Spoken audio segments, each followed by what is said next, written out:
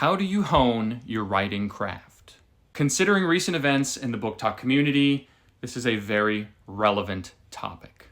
And as someone who's been writing for 12 years and who has written one book a year, I figured I would give my answer to this question. Now, what I'm about to suggest are 3 pillars to honing your writing craft.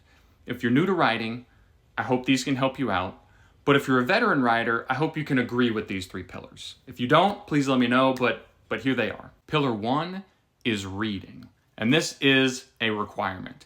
If you want to write in a genre, you need to be reading in that genre. And I'll actually use an example. I've always wanted to write in cyberpunk, and I tried to write a cyberpunk murder mystery a few years ago, and I just wasn't getting it. Something wasn't clicking until I read Neuromancer. I wanted a better view at cyberpunk because I hadn't read a lot of cyberpunk in the past. I'd played a ton of cyberpunk video games, but obviously that wasn't enough to make cyberpunk the genre click. And so Neuromancer made something click for me.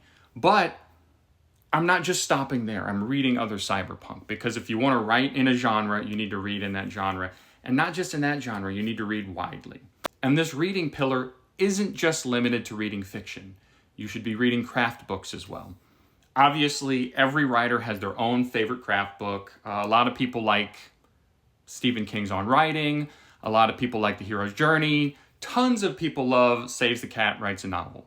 But my personal favorite craft writing book is Story Genius by Lisa Cron, and you can tell I have really annotated this book. Since I write character-driven fiction, this particular craft book really resonated with me because it focuses on what's called the third rail of the story, which is the emotional arc of the story. And since that resonated with me so much, that really helped my writing level up. Another thing related to reading is beta and critique reading, but we'll get to that later. Pillar 2 is writing. Like I mentioned earlier, I've been writing for 12 years, and over that 12 years, I've written a book a year, so 12 books. And obviously, writing is important. Learning how to write is important. Learning how to revise is important. Learning how to edit is important. But just as important as writing is knowing what and when to set things aside. I have written hundreds of thousands of words on a story only to throw that story away. Like I've written the beginning, going back to that cyberpunk murder mystery. I had to write about 100,000 words worth of story to realize that I wanted to write it in first person. And then I wrote it, and it didn't land. And then I wrote it again, and it still didn't land. And at that point, I decided, okay, I've written 100,000 words of warm-up. I've written the manuscript twice. It's time to set this aside because I'm not ready to write that book yet. And so the more you write, the longer you write, the more stories you write, the easier it'll be for you to tell whether, yes, this is a story that I'm going to be able to take to fruition, or no, this is a story that's going to need to be put aside until I grow more as a writer and can revisit it. And just shameless shout out, my debut novel, Aiko's Dive, is actually my 6th book.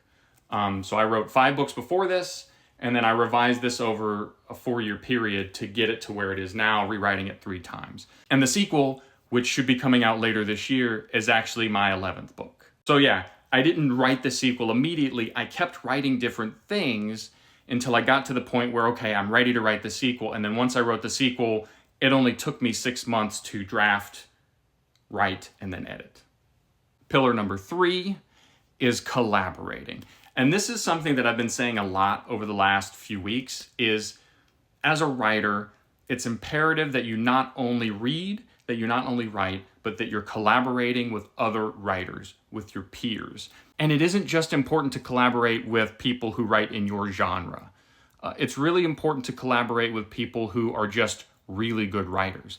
My critique partner is a fantastic writer, but he writes epic fantasy. He doesn't read science fiction. He can tell me what in the story isn't working without like going, oh, well, that's fine, right? Because one of the biggest traps you can fall into by only collaborating with someone that reads and writes in your genre is there are things that people will accept because, oh, well, that's sci-fi. And so if you have someone that you're working with that doesn't read or write there, they'll call you out on the BS that other people would give a pass to that doesn't necessarily need a pass. One of the caveats I have for collaboration, though, is just like with writing, you need to learn what advice to take and what advice not to take. Because even though my critique partner is fantastic, there's some advice of his that I just won't take and I'll throw it away because he goes, well, I just don't like this. And I know that's a personal preference thing. So you have to be able to work with people long enough to determine what's personal preference and what really does need to be followed. And that is a trap I fell into at the very beginning of my collaboration phase. When I was first starting to work with other writers, I would take all feedback and try to incorporate all feedback, and that's not good because that changes the work too much. And that makes it a lot easier for your work to shift away from something that you could turn into a finished product and something that just drifts way too far from the beginning point. So take your time when you're collaborating with people, and then really try to look at the advice that they're giving and deciding what needs to be taken and what doesn't. So those are my 3 pillars on how to improve your writing craft. If you're a new writer, I hope that these are useful to you.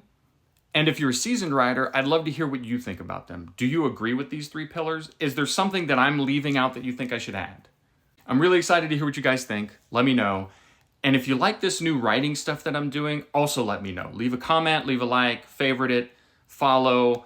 I want to know if this is the kind of stuff you want to see from my channel because I'm more than happy to do this moving forward. But that's all for now. I'll see you guys next time.